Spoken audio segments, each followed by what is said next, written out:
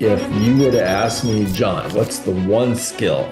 If I can master anything, what would the one thing be?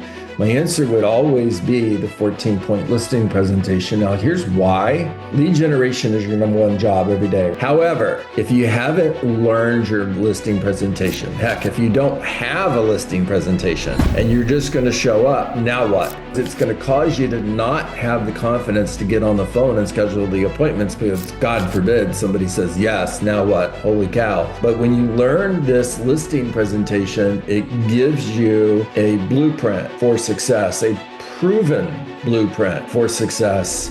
I'm going to start with the soft interview. Now, this happens the day before you go on the appointment, and don't skip this. I've done that before and I've always regretted it. A soft interview is nothing more than calling the seller before you go on the appointment and going through a series of questions. How long have you lived in your home? What kind of improvements have you made to your home in the last 5 years? Based on homes in your neighborhood, where do you see your home selling? In other words, what price do you think your home is going to sell for? If they give you a number, awesome. If they tell you, I don't know, that's why you're coming over, I understand, move on to the next question. Now, if they give you a number that's unrealistic, you don't stop and ask questions. Right now, you're Columbo. You're just investigating and you're asking questions and you're taking notes. So based on homes that have sold in your neighborhood, where do you see your home selling? Are you interviewing other realtors? Ask them. If the answer is yes, am I the first agent you're meeting with? You want to be first. If you're first, you can be last. It's the day of the appointment. Now you're on the way to the appointment. Hey, Debbie, John Dietz, I'm on the way. I'll be there right at 4 p.m. If I'm running a few minutes late because of traffic, I'll call you back. All right, now you are at the house. This is the Kodak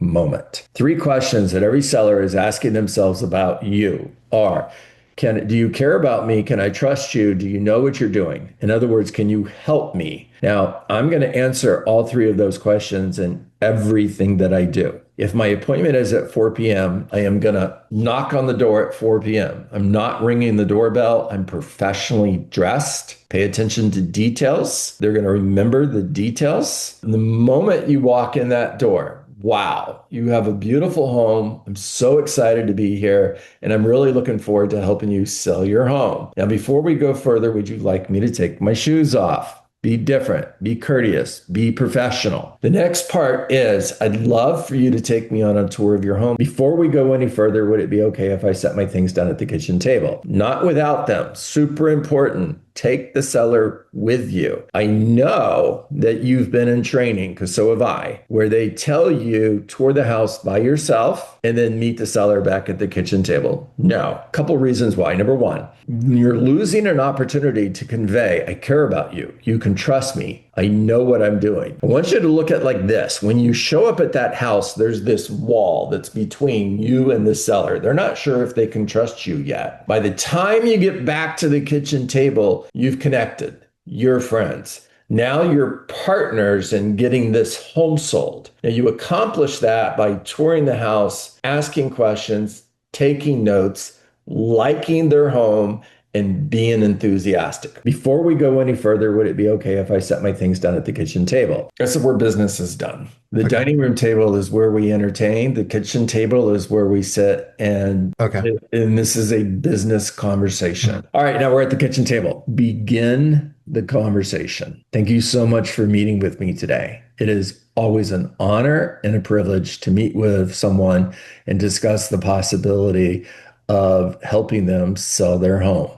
I like to start by sharing my mission statement with you. My mission is to meet your goals and exceed your expectations. Because of that mission statement, whenever I meet with a potential client, 1 of 3 things typically happens. One of those things will happen today. Either number 1, they understand and appreciate the benefits that I have to offer, and they hire me, which is awesome. They may not hire me, which honestly isn't so awesome. And the third thing is I may choose not to take their listing.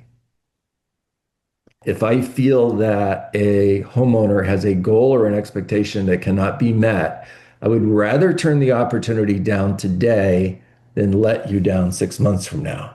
If I needed your listing, I would tell you anything you wanted to hear just to put a sign in your front yard. And you see, that's a win-lose, and you're the one who lost. Transitioning from the expectation conversation, which is the one of three things typically happen, we're going to go right to the needs analysis. In order for me to know if I can meet your goals and exceed your expectations, I need to ask you a couple questions. Would that be okay? So on a scale of 1 to 10, 1 being not so great, 10 being awesome, what needs to happen in order for you to feel this experience was a 10? If we're able to get $60,000 in equity out of the sale of your home so that you can move to Florida and buy the home that you want to buy in Florida, that would be a 10. Yes. Okay. What am I demonstrating? Do you care about me? Can I trust you? I'm listening. Angie, do you feel like I'm listening to you? So if your home is sold and you're in your new home in Florida by April or May, that would be a 10. That'd be a 10 plus. Yeah. Got it. Okay. If we got to accomplish a third goal, what's next? Getting even more money. Okay. All right. So we're going to pause right there. I'm going to move right to prioritizing the needs. Angie, if we can hit one of these goals, and we had to choose between $60,000 in equity so that you can get to Florida and buy a home that you want to buy, or getting you to Florida by April or May, you had to choose between the two. Which one's the most important? The 60, the money in order to make that happen. Mm-hmm. All right. So if I can help you get $60,000 in equity so you can move to Florida and buy a new home, and we can get you there as soon as possible, maybe a little later than April or May, but as soon as possible, that would be a 10. Absolutely.